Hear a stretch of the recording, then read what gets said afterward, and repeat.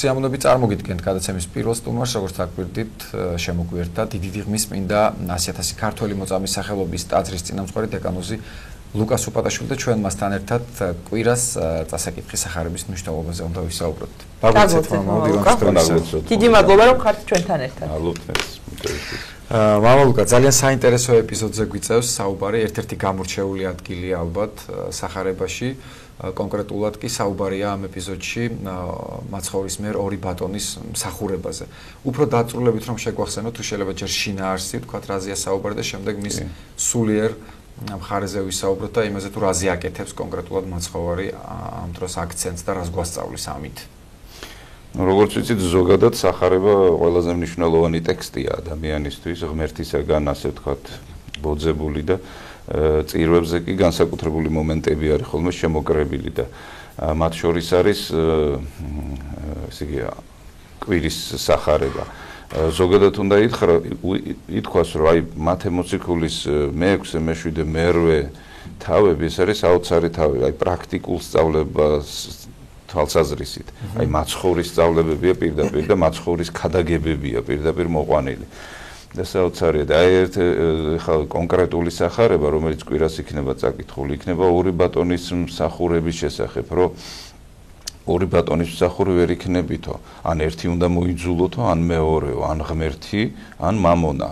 ორივეს ვერ ემსახურებითო და ნუ ეს ეხლა იმდენად მნიშვნელოვანია ადამიანისთვის, რომ ზოგადად ადამიანი ეს კაცობრიობის სცენია, რომ ადამიანს ზოგადად ცდილობს ადამიანი, რომ ესე იგი სიკეთე და ბოროტება თავის თავში ერთმანეთთან მოაგვაროს და ეს მოუგვარებელი საკითხია.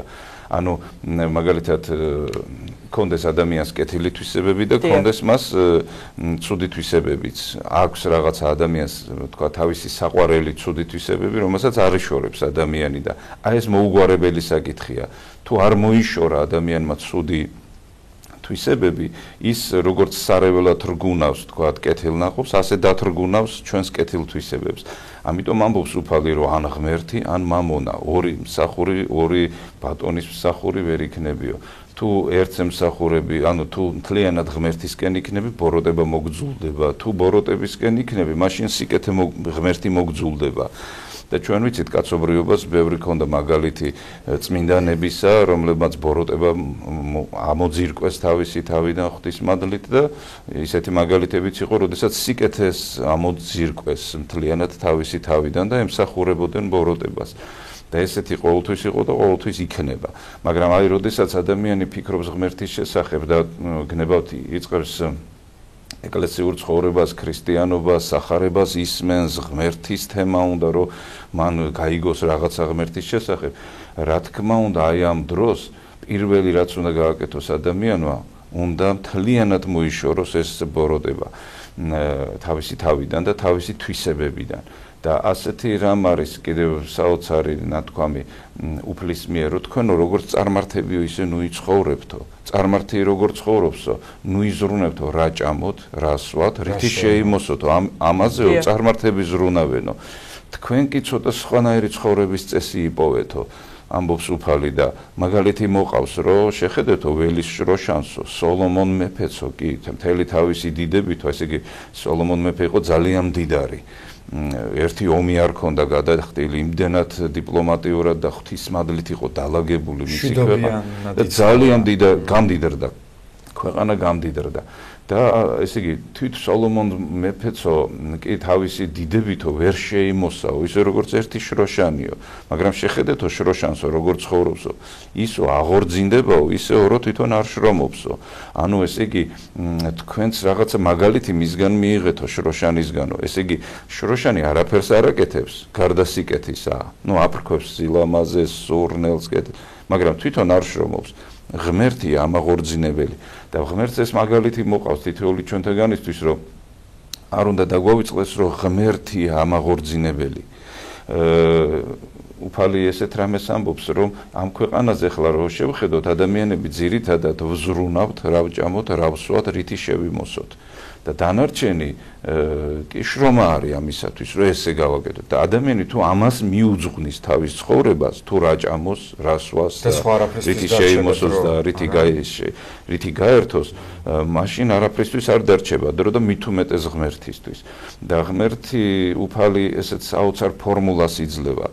შეიძინეთ სასუფეველიო და ყოველივე შეგეძინებათო თქვენ.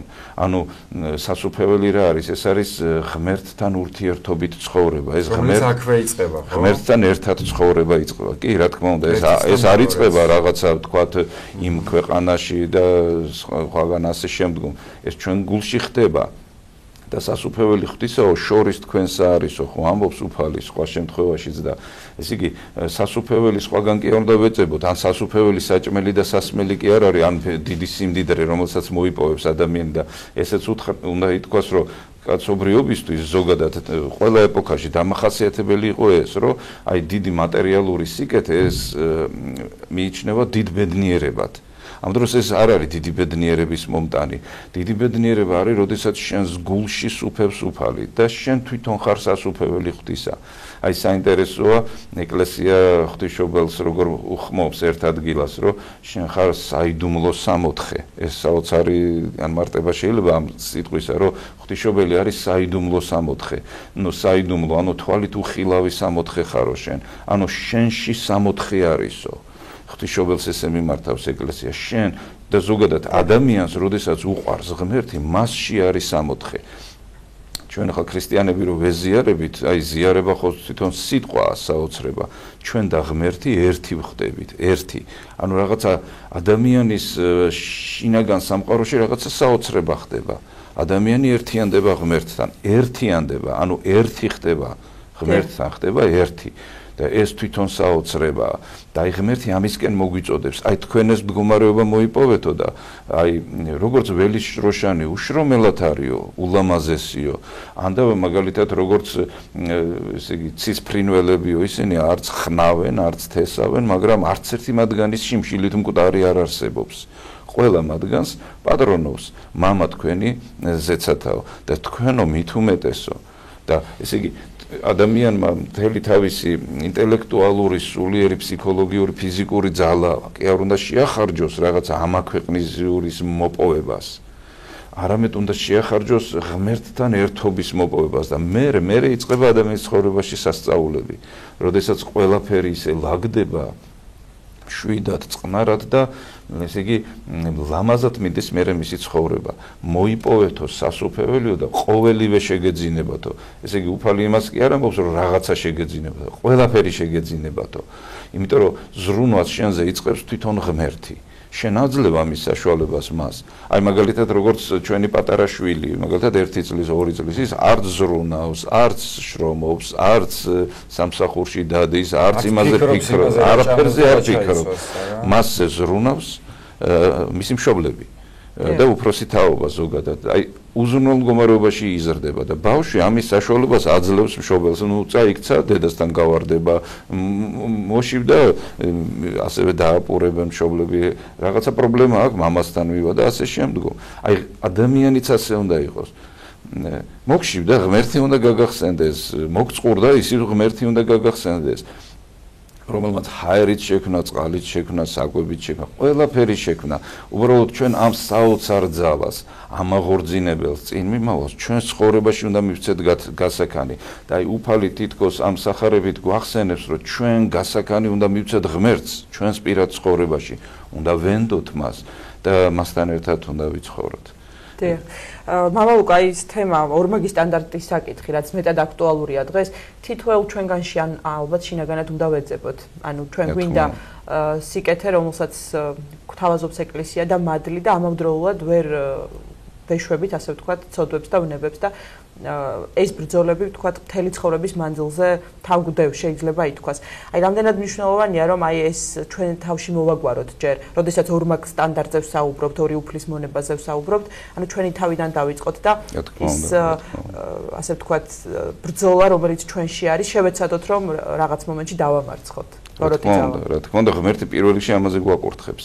ეკლესიაც ამისკენ მოგვიწოდებს, ნუ გულისხმობ წმინდა მამების ქადაგებას, სახარებას, სამოციქულოს, ყველაფერი მიმართულია ერთ წერტილში, რომ შენ გარესამყარო კი არ გარდაქმნა, შენ გვერდით ყოფი კი არ გარდაქმნა, შენ უნდა გარდაქმნა შენი თავი, ამოიღეო შენი თვალიდანო დირეო და მერე მიხვდებიო, როგორ ამოიღო სხვისი თვალიდან ბეწვიო.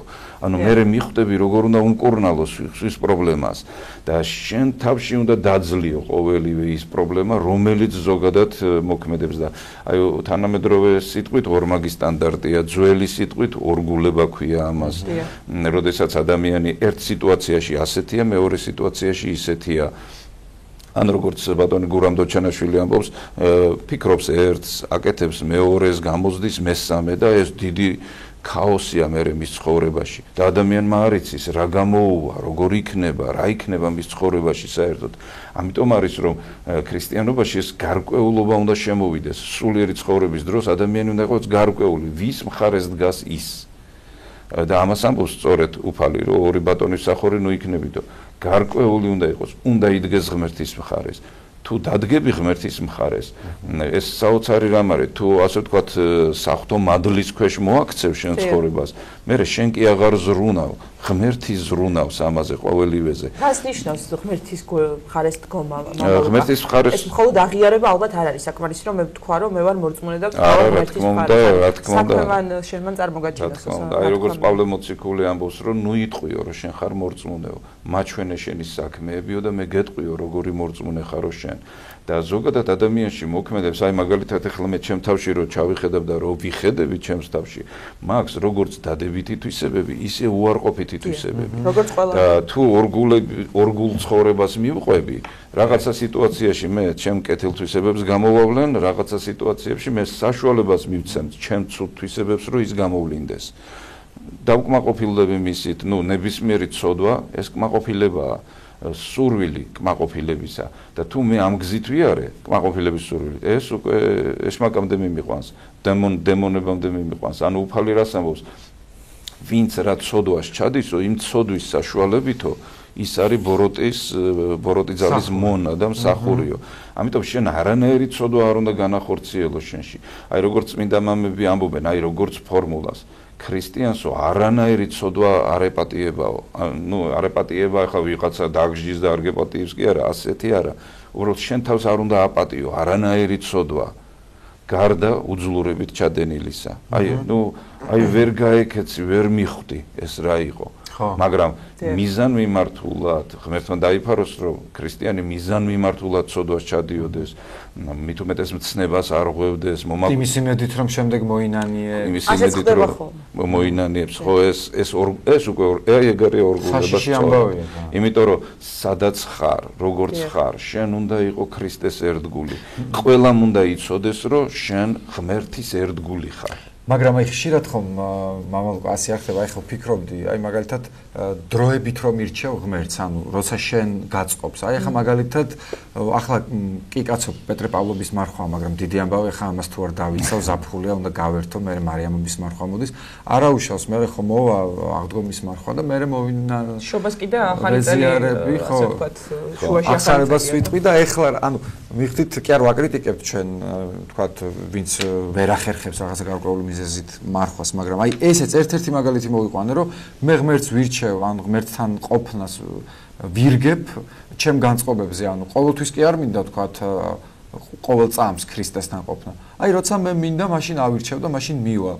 აი როცა მასთან არ ვარ, რას ვაკეთებ? ხა ვიღაცამ რომ ითხრას, რომ ბოროტს ემსახურებიო, ალბათ რას მეუბნები, არ დავიჯერებ. ანუ უჭირს ადამიანს აღიაროს, საით მხარეს ხარ. კი, მე ჩემ მაგალითს დავფიქრებულ ვარ, რისკენ მიზიდავს უფრო როგორც პავლე მოციქული ამბობს როდესაც ღმერთისკენ მივდივარო ესე იგი ფიზიკური სხეული ამ ქვეყნისკენ მეკაჩებაო და როცა ამ ქვეყნისკენ მივდივარო მე სული ღმერთისკენ ასვლას ცდილობსო და მუდმივი პროცესია ჩემს ცხოვრებაშიც ესეთი რაღაცა გამიკეთები ესე იგი დამინახია რომ მაგ მიდრეკილება ბოროტებისკენ მაგ მიდრეკილება ცოდვისკენ აი საკმარისია რომ მოეშვა და აი მოეშვა რომ შენ უკვე ესე იგი ეს დინება ამ ქვეყნის დინარე წაგიღებს და როგორც პატრიარქესაც ხშირად უყვარს თქმა და წმინდანებს მოყავთ ეს მაგალითი ეს ქვეყანა გავს დინების წინააღმდეგ სვლას, მდინარის დინების წინააღმდეგ. საკმარისია ერთი მომენტი შეაჩეროს სვლა, რომ ადგილზე ვერ გაჩერდები, წაგიღებს დინების მიმართულებით. შეიძლება მაგალითად მოვიყვანოთ მძღოლის, აი მძღოლი მაგალითად საჭესთან რო ზის და უნდა გაიაროს მან თქვათ ჩაიცვას ოჯახი თავის მანქანაში და გაიაროს 100 კილომეტრი. მუდმივი დაძაბულობა მართებს მას. მუდმივი სიფხიზლე მართებს, რომ მას რამე პრობლემა არ შეეყაროს და ის სულიერადაც ესე უნდა იყოს. როგორ ამბობს მაცხოვარი, მუდმივად უნდა ფხიზლოთ, მუდმივად. და ეს სულიერი ფხიზლობა, გნებავთ კარგი გაგებით დაძაბულობა. ეს არის ბუნებრივი მდგომარეობა ადამიანისა. შენ მაგალითად ფეხით რო დადიხარ, მაგალითად ქუჩაში მიდიხარ ფეხით, ფხიზლობ.